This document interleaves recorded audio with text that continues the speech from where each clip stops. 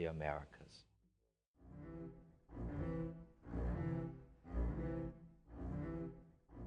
The island is one of the larger ones in the Antilles and was originally occupied entirely by Spain, or claimed entirely by Spain. The first Africans began to come into Hispaniola in the first quarter of the 16th century. The explosion really occurs in the first half of the 18th century. The first diocese in the New World was established by the Spaniards and the Catholic Church in Hispaniola. You have to keep in mind that in this period of time, the Catholic Church was sort of the social agent for cultural affairs for the Spanish monarchy. The French, of course, being explorers as well and interested in colonial expansion, also saw the strategic importance of Hispaniola, located in this crossroads of the Caribbean, essentially began squatting on the western half of the island, which Spain showed less of an interest in. Ultimately, a formal government was established there late in the 17th century. 1697, Treaty of Weyerswick provided for the acquisition of the western half. The Spanish kept the eastern half, the French got the western half. Certainly Saint-Domingue had its rural components, but as a colonial place, it was often compared to Paris in the refinements of life that were there. It very quickly developed into the most profitable of all of France's colonies in the 18th century. Urban planning was following the guidelines that had been established in Europe. We even see that here in New Orleans, for example, with Jackson Square, the town plaza. In most cases, the town plaza would be built in the center of the city, surrounded by grid-like streets, except when the town was on a waterway. Then the town plaza would be placed on the waterway.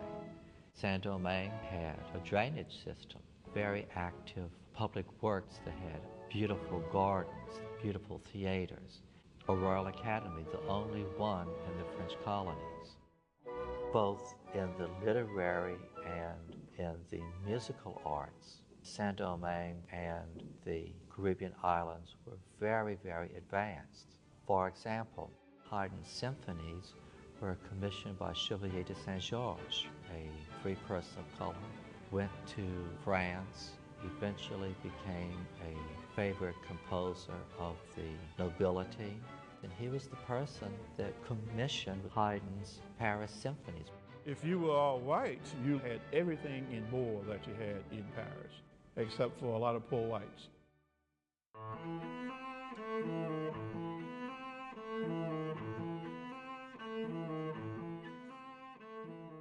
The Code Noir, Black Code, was designed to regulate the conduct of African slaves and free people of color in the French colonies. And as France's colonial empire expanded, the version that was written to apply specifically to Louisiana was published in 1724. The Code Noir on paper provided rights. They had the right to marry, and their marriage could not be divided by their master. So if you sold a slave, you had to sell his wife with him. You could not separate their children until they were teenagers. You had to sell a whole lot. Laws are often made, but for laws to be effective, they have to be obeyed. Enforcement in the far-flung areas of the French Empire were not always strict, and it was not often followed. Slaves, of course, were the very lowest level of the society, had little or no rights. In fact, you had a very harsh system of slavery, even worse than you had in the British North American colonies, because you had no such thing as a growing season. You could grow all year round, so there was always some work for your slaves to do. Slavery was always passed along by the woman. If the woman was a slave and the man was free, the children would be born as slaves.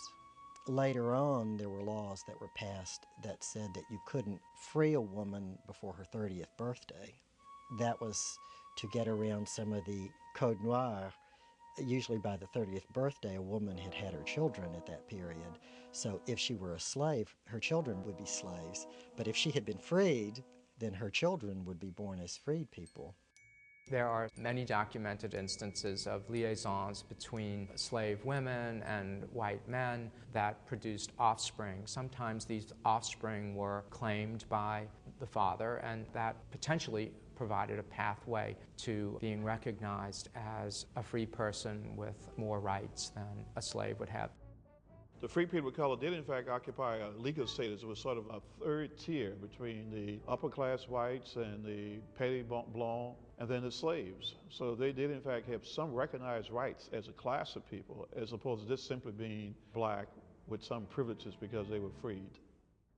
There were free people of color who owned slaves. There were a number of planters who were free people of color, who were the children of white planters, who inherited the plantation, inherited the slaves, and acted much like any other plantation owner. The reality in Saint-Domingue was that you did in fact have these recognized groups, each having some privileges, and they really were not melded together. There was distance between free people of color and the slaves. You had some extremely well-off free people of color in the Caribbean colonies, and they certainly did not want to be identified with slaves. They didn't want to be identified in any case with Africans. They considered themselves to be as free, and since many of them were educated, as good as their white counterparts. And so you did have that separation.